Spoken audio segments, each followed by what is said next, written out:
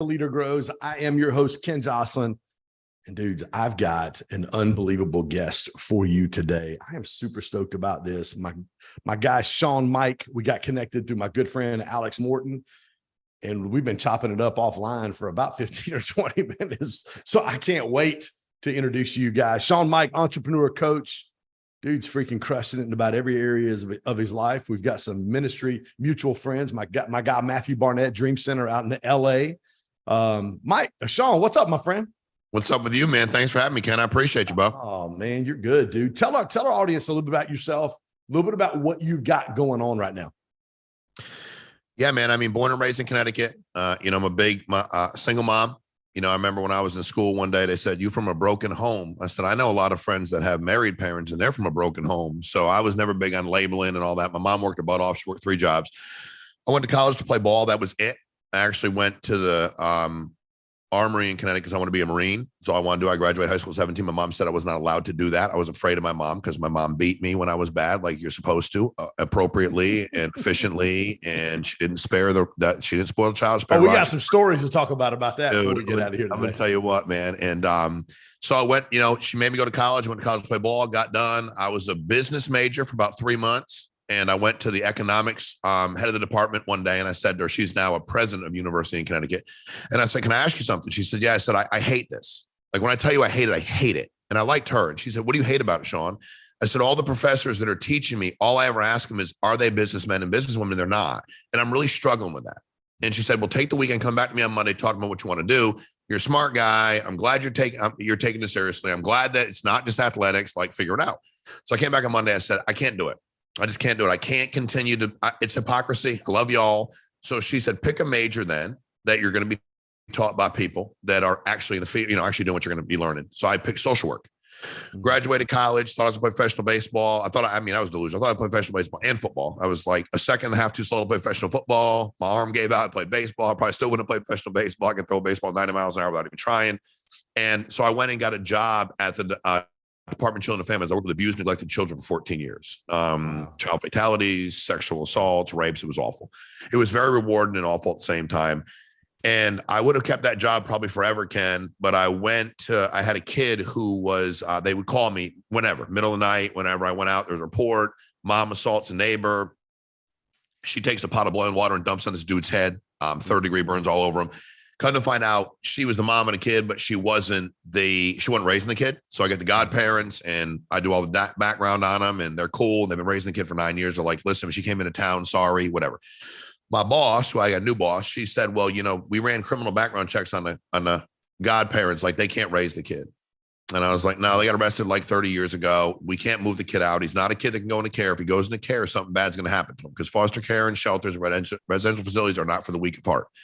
I did it for a long time. Like, he can't do it. Long story short, they made me remove him, even though it was 100% wrong.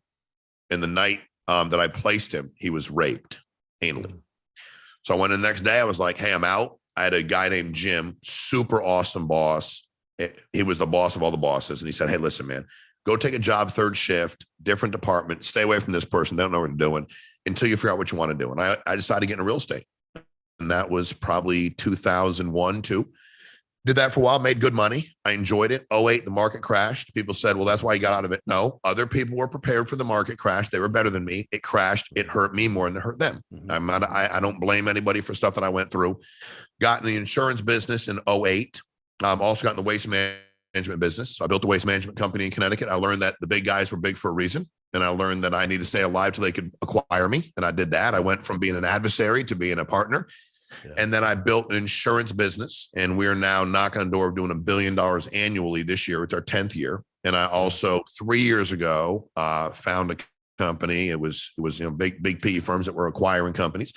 And when they told me what they would do for me, I said, "Well, you do it for all the guys and girls I work with too. Can they also sell they have their own book of business? If they can do it and y'all don't bother me, I'll do it." So I've done that. And so now my passion is I do that full time. I also like I'm a big fan of coaching. I mean, I that's what got me on the straight and narrow.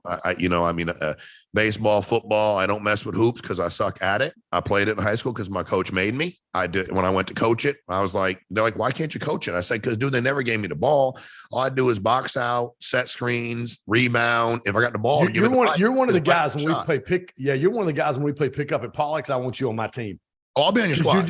You're going to hustle, rebound, guard the dude, the whole 9 yards. People out. I'll play D. I'll box them out. I'll bleed. Just don't look for me to score unless I'm in the paint. Good. That's it, man. So I want to hang on a minute before we jump into. I want to go back to. There's 2 things you said that I'm like, oh, okay. And there's 2 pivotal moments in your life that you had where you had to go and make a decision. 2 people told you the same thing. Your professor, who's now the president at UConn, said, go take the president of a university in Connecticut, not at UConn, another university. Okay. Gotcha. Yep. And go think about it. Take the weekend to process through. Correct. And then when you were at DFAX, your boss said, take the week, take a 3rd shift job, get away from this dude, go think about what you want to do. Right. I would love to dive into that thought process that you had. Yeah. Like, can you even walk me back to college on what you were thinking and how, because those are life-altering, life-changing decisions that you made. You know, I learned early on in my life, I love and respect my mom with everything I have in my heart and soul. And I don't think there's anything wrong when you're around people or raised by them to know that they may not have the capacity to make decisions or help you make decisions. They're great people. They love you, but the decisions you need to make supersede the knowledge base they have. Okay. So I knew when I got to college, I needed to make connections and associations with people that knew. I gravitated towards this professor because they knew what they were doing. They seemed focused. They seemed like they really cared about the students. So instead of me making a rash decision on my own without the knowledge, I'm like, all right, I'm not going to ask my idiot friends. They're drunk and high. They stupid. I'm not going to ask my baseball coach because all he wants to do is have me throw a baseball. That's all as long as I threw a baseball, it didn't matter what I did to him, could care less. And I grew up like that too. What I learned early on and as a probably even early teens was people would use me to get what they wanted. And I was okay with it, but I wanted to use them back appropriately. Like, I'll play on your son's travel team and you'll pay for me to play because my mom can't afford it because your son's not that good and I'm pretty good. But I also want to get knowledge. I'm going to ask questions. What do you do for a living? I was asking questions at a very young age. Hey, Mr. So-and-so, do you mind if I ask? Do you mind if I ask? Because I really wanted to know. And I really wanted to know because I watched my mother when I was maybe 11 or 12. She got a real estate license. This is the only reason I got a real estate. She got a real estate license. I was so excited for her because she worked 3 crappy jobs. Made no money and treated like garbage. And also the way people were treated by employers and the way women were treated is not what it was. It's very different 40 years ago. Mm-hmm. And she was so excited. She got like a new dress and she was going like, her self-image went through the roof. All her friends were losers, straight up losers. All they did was just, you can't do it. You can't do it. You can't do it. And after 4 months, I remember I came home and I was so excited. She'd go to these showings and open houses. And I was like wondering what it was. I was learning. And she came home one day and I said, Ma, how's the real estate thing going? She goes, oh, I quit. And I said, why? She goes, it's not everybody. It's too good to be true. You can't make any money doing it. And instead of me going like, that makes sense. I was like, okay, I love her, but what can I do to better my life, to help better her life? You know? So when I went to college, I found this professor. And instead of me going, you know what? I was looking for guidance. See, I think that's why I've been able to be very successful. Like, yes, I'm independent.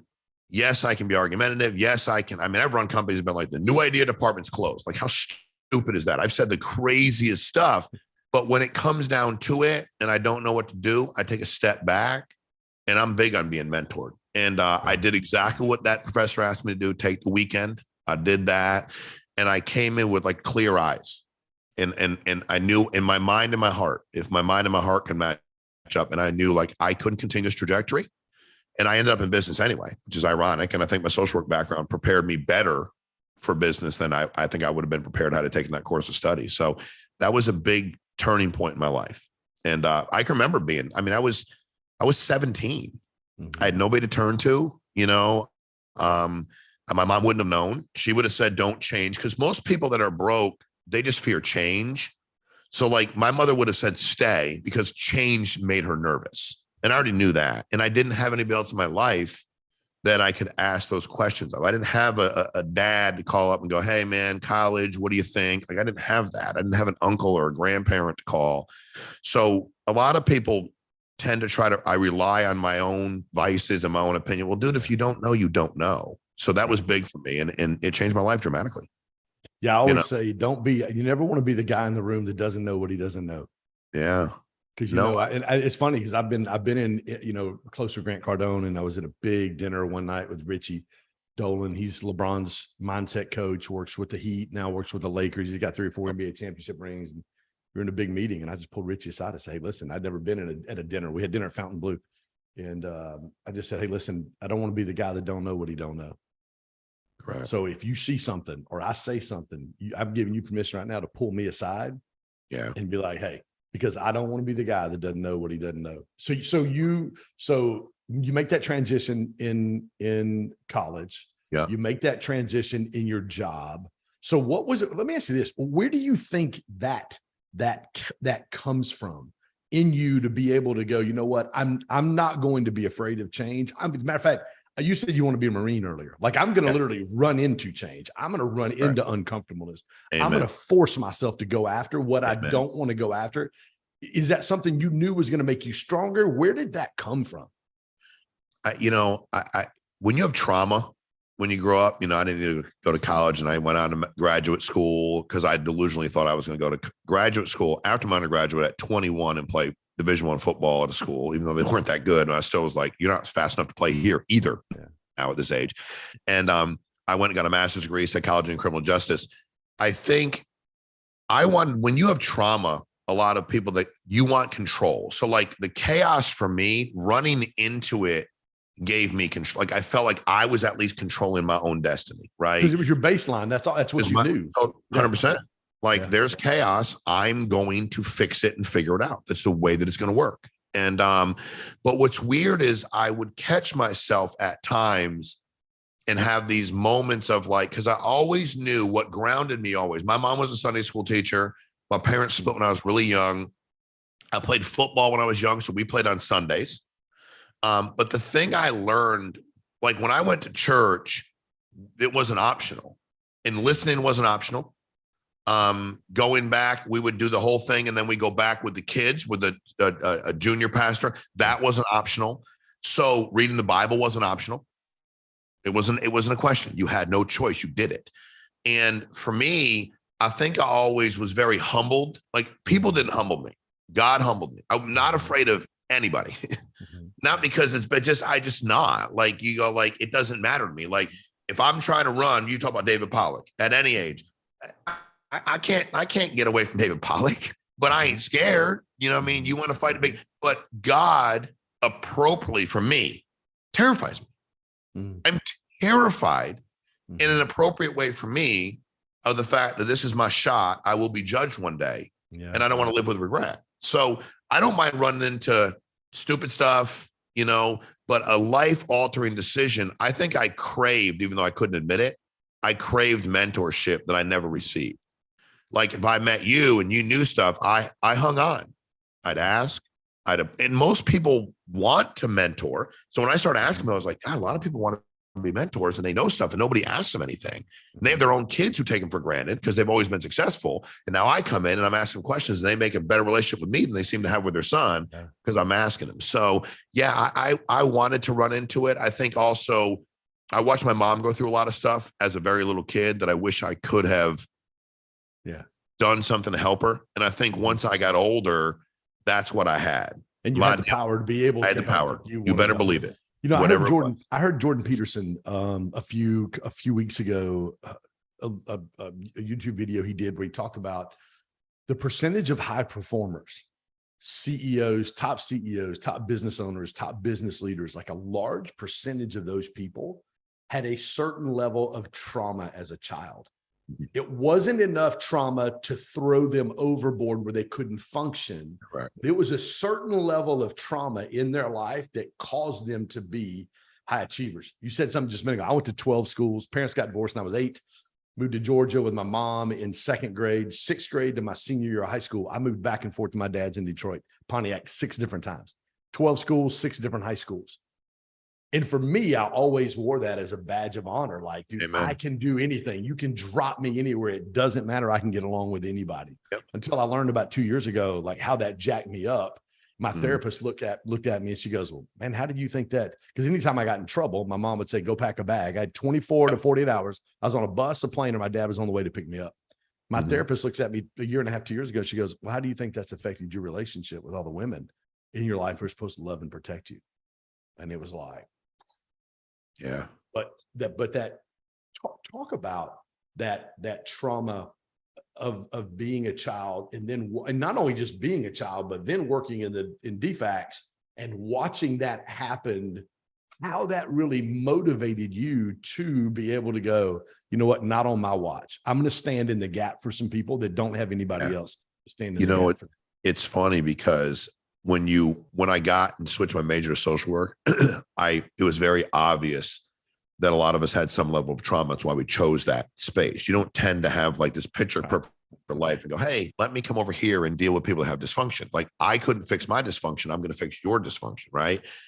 And, for me, I had this, like, I didn't like bully. I had this thing where, like, I was good with everybody, but I had this, I knew some people couldn't stand up for themselves, because that was my mom, right? I was trying to relive. She dated, she went through all kinds of stuff.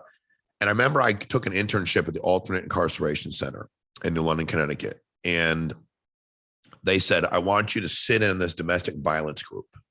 And I was like, all right, cool. So after about 2 weeks, they said, today, this so-and-so is not here, run the group. There's a curriculum, whatever. About 8, 9 guys, all rugrats, because if you put your hands on a woman, you're a complete rugrat. And I'll fight any of you today for fun, all of you at the same time. We're good. And I'm in this group. And this guy says something, he's making fun of this woman and like what he did to her. And I think partly he's doing it because I'm, 20, I'm interning, right? He's trying to get it right. Now I can beat the hell out of this guy with my eyes closed with one hand time behind my back. Actually, I'm pretty sure I could kick the crap out of all of them at the same time, because they're all punks. Okay. And I said to him, must make you feel like a big man. Why don't you take your frustration out on me? And of course I emasculate him and do all that. And I'm feeling good about myself. I'm 20, and course gets that done, and the lady calls me over, my supervisor. She says, how do you think that went? And I said, good. And I connected with him. She said, I watched. It's like obviously all recorded. And when you made him feel that way, actually all of them, who do you think they're going to take their anger out on? It won't be you. I mean, you're bigger and stronger than them, and I get it. They're going to take it out on the person they're already taking it out. You actually harmed those people more today than you helped them. And I left and I cried. Wow. Because I watched my mom, you know what I mean? Like, it brings tears in my eyes now. It was the exact opposite of what I wanted to do. And I started realizing that I was standing in the gap, but a lot of times I didn't know how to stand in the gap the right way. And I needed help from people. And I think that was my thing. I've always been humbled enough to go, you know what? I don't know what I'm doing. And you know what? I will learn. I will outwork you. I will outlearn you. I will outgrow you. Those are all the things I wanted to hold on to. So I took all my trauma and moved from, I'm just going to keep running the gap and busting things open, to I'm going to outgrow out. And I'm always going to out humble you too. I'm going to, no matter what happens, no matter how good we get, I'm going to try to get better. I'm never going to let out. A buddy of mine who ran a massive company. I mean, he's become a buddy of mine. He's quite older than me. And I said, why did this one company fall apart over here? He said, credit. And I said, credit? Y'all cash flow was obnoxious. He goes, no, not money, Sean. The amount of people that wanted credit. All of the people that, and the egos got so out of control, we could never match up. He said, so when you run anything, take no credit. Then you have 100% of it to give away. Then if you can teach the next group of people to take no credit, you can always continue to give credit, and everybody's, so, that was, you get me to cry, Ken, but like, that was why I changed, I'm still going to stay in the gap, but I'm smarter about it. I want to be effective, and I don't want it to be about me. When I did that to that dude, that was about me. That was selfishness. And I've learned the same thing, that you've learned about your relationships. Like I've had such a hard time with these things. Cause like, you talk to a therapist. And it was like, you're sitting in that circle, and it's like, I'm standing up for my mom. Yeah. 100%. I'm standing up for my mom. That's all I see. Yeah. I couldn't do it when I was 5, but I can do it now. Yeah. But because I wasn't equipped to do it the right way, I end up causing. So that was my thing. I as a social worker, 14 years, insurance, a lot of that was like social work to me. I fell in love. I have some crazy, I could talk for 10 hours about the social work stuff and the stuff we saw and what we did. But yeah, man, that was, I think why I started to stand the gap and how I did it differently. Your first business you sold, how old were you? Man, I sold a smaller real estate company. Not until I was 33 or 4. That's the thing with people. Like, everybody wants to get rich overnight. I didn't make, honestly, I make a lot of money. That's great. Okay. Yeah. I never made $1 million a year until I was 42 or 3. Now it's gotten obnoxiously better. It's been crazy. You know what I mean? Like, it's like, it's crazy. It makes no sense sometimes. Like, I'm like, how do I fly in a private jet? Like, this makes no sense, right? I get it. It's surreal. Yeah. But I didn't get rich when I was 18. That was never my goal either, Ken. Yeah. My goal was to have a life where I didn't have to worry about money when it came to my kids or anybody. I didn't want to worry about money, and I wanted to serve people, and I wanted to have fun. I wanted to do right by people, and I wanted to be a better man and a better person than I had seen. I just wanted to take everything to a different level. Yeah, I love that. Walk me through that first company you sell in your mid 30s. Walk me through, what are some of the things you learned about you, and what are some of the things you learned about business in doing that? Because you come from, our backgrounds are super similar. You come from that kind of a background. You don't have a lot of money. Mm-hmm. And then here you are, you're like, oh man, I've got an opportunity to be in a place I've never been at. Walk me through what you learned about you, and then maybe some transferable principles you learned about business in that. Well, what I learned about me was that I really learned that, and I'm happy about this, that the money, that never excited me. I thought it would. I really did. Like, when I saw it and I was offered that, like, every time I've done it, been offered, I thought it would get me excited. I really did. And it was good. It made me comfortable for my kids. It made me comfortable for everybody. Like, it did make me, that part gave me peace, but it didn't go like, oh my God, I can't, like, it was never that number. Right. I also learned that I thought being more financially secure would make me happier, and it didn't. It didn't. I'm happy, but it didn't make me this magical happier. Like, I realized I still, just because that wasn't a problem for me, because also when you go through stuff, you mask it with, if I go after these other things, then they'll cure everything else I feel about myself. Then you attain them. And I appreciate your honesty and your vulnerability and sharing, but it's like, that's what happens. So for me, I learned that about myself. I also learned that I'm not a good employee, because when you sell, then it depends on the structure, right? You could sell completely, walk away, boom, congratulations. You can sell and still be running it for X amount of years. And I learned that I liked the way I ran it. That's why the insurance has been the best, because I was able to sell it, stay on, run it the way I was running it, and not have, like, if you keep doing what you're doing, you're successful. Do stay out of the way, And like, for instance, the waste management business, I'll talk about what I learned about business. I learned that there was a lot I did not know. First of all, I learned the power of the way you keep all of your books, the way you manage all of your P&Ls, how clean is more profitable, how clean is more attractive, how being able to have the answers to everything at your fingertips and having the right people. I didn't have good people around me early on. So it was literally all me. So once I sold the first one, I'm like, hey, when I open the waste management company, I'm going to get a great accountant. I'm going to get a great attorney. And I'm going to get a great COO. Like, I'm going to get, and then if I get a tech, I may not hire a chief technology officer, but I'm going to get a good tech independent contractor. So I found a way to surround myself with better people. So let me ask you a question. How did you find those people? Because I think that's the number one thing for businesses today. And we'll talk about my good friend Vic Keller in just a minute. But that's really the number one thing is people, is having good people. How do you find good people, Sean? You know what's funny? A lot of the guys that I have that are in the positions they're in now, I look for really smart people. So I didn't hire a CEO off of some list. I couldn't afford to do that, right? I didn't go on and go like, hey, give me a headhunter, give me a CTO, and I'm going to pay $600,000 a year. I couldn't afford that at that time. I cultivated people. So I'd meet people that I like smart people. I do.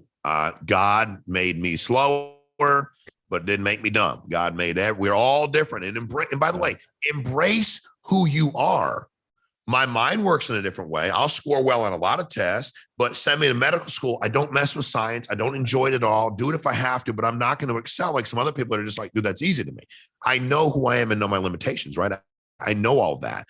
But I think it's getting people to understand that I cultivated a lot of good people. So now from a tech standpoint, they got to have that background, right? But my COO of the current, like when you look at some of these guys, he didn't go to college. He's very smart. He works very hard. He's very coachable and teachable. And I was always obtaining mentorship. So the mentorship I was obtaining, I was passing on to him. So some of my mentors, one of my buddies now has built multiple. I mean, it's obnoxious how successful he's been. I was on the phone with him this morning for an hour. I'm like, hey, man, I'm trying to now navigate this. And I don't think a lot of people call these people and ask them. I mean, I built a relationship. We have some general business interests together. So it makes sense for him to help me anyway. He's a good dude. But it's also like, for me, I was able to identify people I thought wanted more. Yeah. And then I was able to identify smarter people, right? And also, I'm a big team player guy. Like my first ads I ran at all the companies I opened were now hiring athletic military experience required. It's all it said. And some of my best people came from that. They're like, hey, man, I just got done playing college ball. I played professionally. I just got out of the service. And they're like, what are we going to be doing here? And I'm like, life insurance.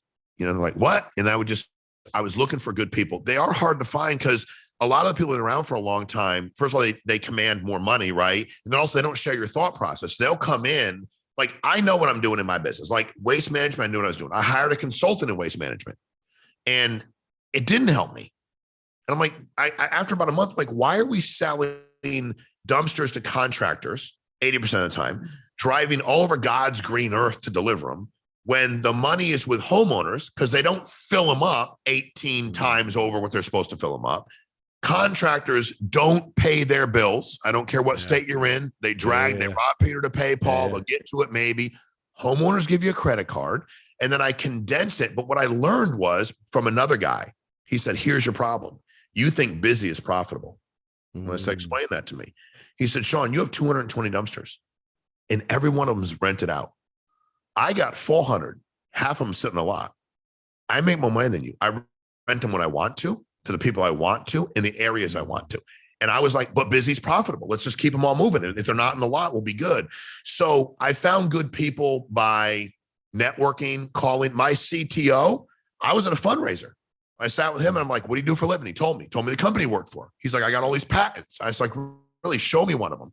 So he did. So I looked it up online. I was like, the company you work for sold that for that amount of money?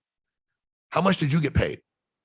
And he said, oh, that's kind of uncomfortable. I'm a big fan of uncomfortable questions, answering them or asking. And I was like, I know, but what did you get paid? And when he told me, I was like, dude, you need to quit your job. Come work for me.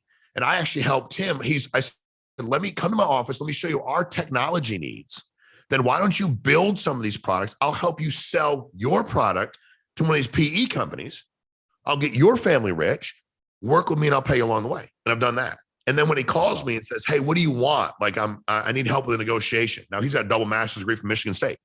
And I'm like, I'll help you. Now he's like, what do you want? I want nothing, dude. Like, I just want to see you and your family do really well. Yeah. So I network a lot. I talk to people all the time. And that's how I've ingratiated myself to them, I think, and found good people and also be good to work for. I pay people well. Yeah. You got to earn it, but I pay you well. I'm not a nickel and dime. Broke people want to win every time in business. I did well in real estate because both parties won.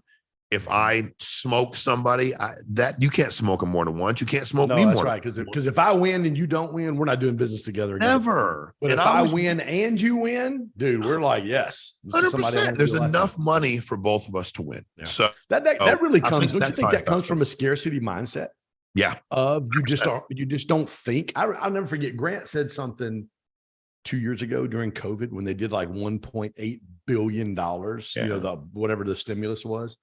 And he said, think about it, guys. There is $1.8 billion in money in the United States now than there was a year ago. And people are worried about being broke. No, 100%. there's more money now than there's ever been. Go Right. get your money. And I was like, Right. I just sat back and I'm like, because everybody was fearful and really had that scarcity mindset. We just wrapped up our Create conference in Dallas. I had Brendan Bouchard, Erwin McManus, Gary Barreca, Vic Keller, some really good friends of mine. And I get it because I love what you're talking about. I love what you're talking about. So my first call was with Vic. He's one of my really good friends. He had 11 companies acquired from Warren Buffett for a lot of money. And then he was a CEO for Berkshire Hathaway Automotive for 3 years. And I asked him 2 questions. I said, dude, I'm driving from Dallas to Birmingham, 9 hours. We were on the phone for 2.5. And I said, dude, if you bought GSD from me today, he's in my master, he's in everything we do. I said, if you bought it from me today and I stayed on to work for you, what would you have me do? And what would you not have me touch?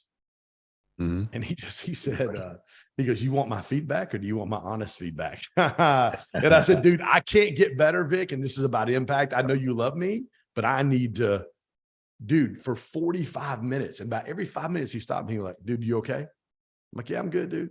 The first thing he told me, you know what he told me? He said, Ken, the first thing you've got to do is, dude, you got too many freaking people around you telling you how awesome you are. Yeah. And that's great. But you've got to have somebody that goes, bro, when you did this, or you were on stage, or this happened, or this happened. I was on the phone with Erwin McManus for 45 minutes last night. And I was like, dude, give me some feedback on the conference. And he was like, he's like, you good? And I'm like, dude, I'm good. I can't totally good. Better unless I hear feedback from guys that are at your level. So it's exactly what you talked about this morning. Dude, what's the best way, Sean, for people to connect with you, my friend? Man, Instagram is probably the best way. And my name is Sean, SHAWN, and Mike is not how it sounds, MEAIKE. Punch Me in the Face is a website. That's the podcast that I do. And I'd be honored one day if you'd be happy to get on there with me. That'd be unbelievable. You're a machine. Dude, and so everything can be found there. But Instagram is probably the best way to reach me. And, where we're doing a lot of work. YouTube, got to Punch Me in the Face. The podcast, I know you'll find a few different places. We started that rolling months ago. And just trying to connect with amazing people like you so I can get better at putting out what we think can help some people out. Yeah, I love it, dude. My mind's already rolling. I'm like, dude, you got to know this person. You need to get connected with this guy. You need to know this guy. I appreciate it. Yeah, dude. Yeah. Sean Mike, guys, listen, go follow him. Instagram, SHAWN. Mike is MEAIKE, just like he said. We'll put a link on this over to his website so you guys can follow him. Listen, again, thanks for joining us on this episode of As a Leader Grows. As always, if this has blessed you, added value, click that subscribe button. Listen, screenshot this, share it on Instagram. Both of us will pop that over on our audiences and give you a little love as well. Until next time, thanks for joining us. Thank you, man. Appreciate you.